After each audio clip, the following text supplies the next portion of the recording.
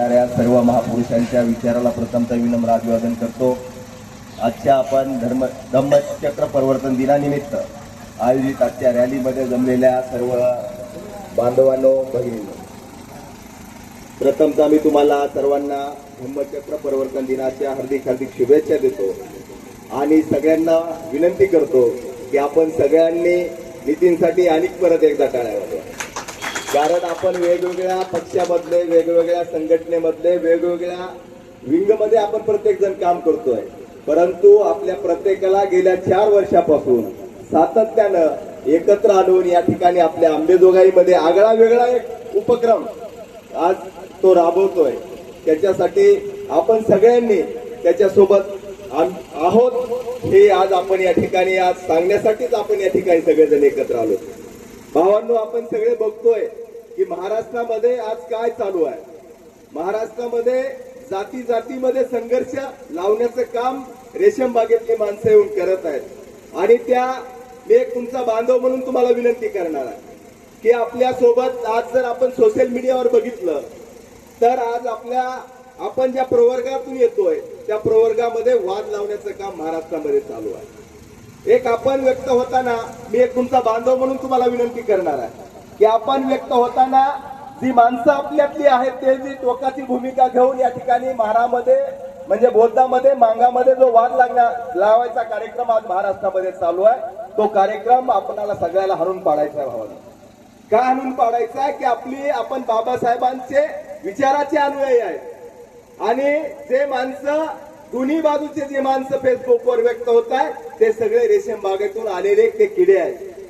जाणून बुजून त्यांना आपल्या महाराष्ट्रामध्ये या ठिकाणी संघर्ष वाढवायचा आहे। जे काम फडणवीसांना त्यांनी दिलंय ते काम ते चोख पद्धतीने राबवत आहेत। आपण त्याला व्यक्त होताना आपण विचाराचे वारस म्हणून आपली एक नैतिक जिम्मेदारी आहे आणि ती जिम्मेदारी ज्या पद्धतीने 4 वर्ष झालं नितीन या ठिकाणी आपल्यासाठी अंबेजोगाईमध्ये राबवतोय ते आपण व्यक्त होताना सगळ्यांनी राबवावी ही मी तुम्हाला तुमचा बांधव म्हणून विनंती करणार। आरक्षण वर्गीकरणाचा विषय तो विषय न्यायालयानं बघा, म्हणजे आज जरी आपण फेसबुकवर व्यक्त होत असलो तरी 7 जजाच्या खंडपीठानं तो विषय जो आहे तो पारित केलेला विषय आहे। जाणून बुजून म्हणजे देशामध्ये संघाचं सरकार आहे, म्हणजे आपल्यातली ज्युडिशरी जी आहे ती बी या ठिकाणी या राजकारण्याचं बटीक म्हणून काम करते।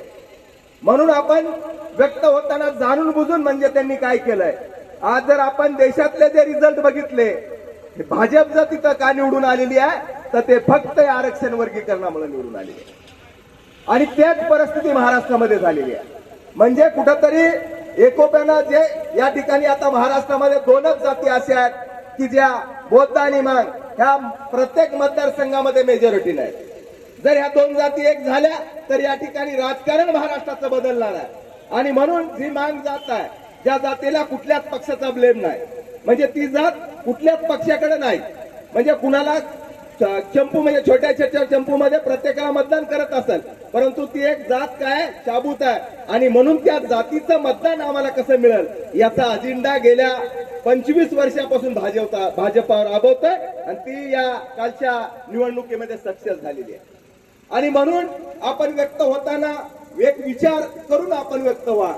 आरक्षण वर्गीकरण तर ते या ठिकाणी कुठल्या एका जातीसाठी आरक्षण बाबासाहेबांनी दिलं नाही, परंतु माझ्या बी काही बांधव आहेत ते विनाकारण टोकाची भूमिका घेऊन व्यक्त होतात। या ठिकाणी मी या ठिकाणी लाईव्ह आहे त्याच्यावरून मी मातंग समाजातील बी तरुणाला आव्हान करतोय की भावानो, प्रथमतः तुम्ही अभ्यास करा। या ठिकाणी जर आपला मोठा बांधव बौद्ध बांधव जर तुम्हाला नोकऱ्यात जास्त दिसत असेल, त्यांचा शिक्षणाचं प्रमाण किती आहे ते बघा। या ठिकाणी भांडत असताना एससी अनुसूचित जातीमध्ये त्या जातीचं लोकसंख्या एकूण किती आहे ते बघा आणि मग आपण व्यक्त व्हा, हे बी मी तुम्हाला आव्हान करणार। भावांनो, जाणून बुजून या ठिकाणी जे षडयंत्र चालू आहे ते षडयंत्र आपल्याला हाणून पाडायचंय आणि महाराष्ट्रातल्या माझ्यासारख्या मातंग समाजातले तरुण हजारो आहेत की जे आमच्या पूर्वजांनी या ठिकाणी तयार केलेले आहेत। आम्ही या मनोवाद्याचा कुठलाही अजेंडा या महाराष्ट्रामध्ये सक्सेस होऊ देणार नाहीत हे या ठिकाणाहून मी आज धम्मचक्र परिवर्तन दिनानिमित्त या ठिकाणी महाराष्ट्राला सांगतोय। भावांनो, ते पण आपण मोठे बांधव म्हणून, कारण तुमच्या ज्या परिगा आहे तुमचा विचार करण्याचा तो वाढलेला आहे। साहजिकच आम्हाला तुमच्याकडून एक मोठा बांधव म्हणून अपेक्षा असेल, त्यांच्या तुम्ही भावना समजून घ्या व्यक्त होताना, हेही मला तुम्हाला या ठिकाणी सांगायचं आहे. कारण आपण या 59 जाती ज्या आहेत अनुसूचित जातीमधल्या, त्या सगळ्या जाती स्पर्श जाती नाही, अनटचेबल फक्त मांग आणि महार आहेत. आपण हे समजून घ्या. 59 जातीमध्ये एसीच्या बाहेर राहणारे फक्त आपण दोघच आहोत की जे अनटचेबल आहोत. सगळ्या आपला चर्मकार असेल तो एसीच्या मध्ये राहतोय, तो अस्पृश्य नाही, स्पर्श आहे फक्त तो.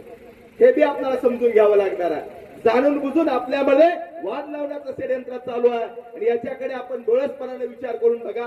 आणि आपल्यातल्या बी जी काही नेते मंडळी आहेत यांनी बी व्यक्त होताना विचार करून व्यक्त व्हावं, कारण आम्हाला तुमच्याकडून अपेक्षा आहेत. चळवळीमध्ये समाज नाही म्हणणं चुकीचं आहे, कारण आम्ही या ठिकाणी असतो प्रमाणामध्ये कमी, परंतु बाबासाहेबांसोबतही 8,000 लोकांनी या ठिकाणी इलाका परिषद, मातंग इलाका परिषद 37ला घेतलेली आहे. बाबासाहेबांसोबत धर्मांतर करताना, धम्म घेताना मातंग समाजही सोबत आहे, परंतु कुठंतरी ज्यांनी धम्म स्वीकारला त्यांना सामावून घेण्यामध्ये बोंध बांधव मोठे म्हणून आपणही कुठं कमी पडला, याचं बी आत्मपरीक्षण आपण मोठे बांधव म्हणून करावं, अशी मी तुम्हाला विनंती करतोय. आज आपल्या मराठवाड्यामध्ये 10,000 मातंग समाजाने गेल्या 10 वर्षामध्ये धम्माची दीक्षा घेतलेली आहे. आपल्या आंबेजोगाईमध्ये 250 कुटुंब आहेत. तुम्हाला त्याची माहिती आहे का? म्हणून भावांनो, जबाबदारीनं आपण बाबासाहेबांना धम्म आम्हाला का दिला, बाबासाहेबांना आपल्याला ग्रुपमध्ये म्हणजे एकत्र आपल्याला का केलं, याचा बी आपण विश्लेषण चळवळ शिकताना आणि वाचताना ते बी आपण बघावं लागणार आहे. आपल्याला धम्म देताना बाबासाहेबांचं स्वप्न काय होतं, हा भारत बौद्धमय करायचा आहे. आणि महाराष्ट्रामध्ये म्हणजे मी जाणीवपूर्वक या ठिकाणाहून एक जबाबदारीनं बोलतोय, फक्त मातंग समाजाची माणसं धम्माची चळवळ गतिमान करत आहेत. याचं बी आत्मपरीक्षण मोठे बांधव म्हणून तुम्ही करा, हे बी मी तुम्हाला विनंती करणार आहे. कारण आदरणीय माझे नेते आदरणीय एकनाथरावजी आव्हाड म्हणायचे, युरोपातला ख्रिश्चन धर्म मांगोड्यामध्ये गेला, परंतु बौद्धवाड्यातला बौद्ध धम्म रोड पार करून मांगोड्यामध्ये गेला नाही. याचं चॅलेंज इथल्या बौद्धाला वाटतंय का नाही, असा प्रश्न माझे नेते आदरणीय एकनाथरावजी आव्हाड विचारायचे. भावांनो, आपण समजून घेताना, चळवळ समजून घेताना आणि आपण बोलताना का तुमच्याकडून आम्हाला अपेक्षा आहेत, कारण बाबासाहेबांच्या प्रत्येक संघर्षामध्ये तुम्ही बाबासाहेबांसोबत राहिलेली माणसं आहे. साहजिकच आम्हाला तुमच्याकडून अपेक्षा आहेत, ते आपण समजून घ्या. परंतु एकनाथ आव्हाडांना जन्म घ्यावा लागला मांगामध्ये बौद्धाची म्हणजे धम्माची चळवळ गतिमान करायला, हे आपण समजून घेणार आहेत का? जिजा गेल्याच्या नंतर GS दादा कांबळेंना मातंग समाजामध्ये धम्माची चळवळ घेऊन जावी लागली, हे आपण समजून घेणार आहेत का नाही? आणि म्हणून या ठिकाणी आज, कारण बाबासाहेबांची जातीअंताची जी चळवळ आहे, त्या चळवळीला सक्षम करण्यासाठी हा अशोक पालखे काम करतोय.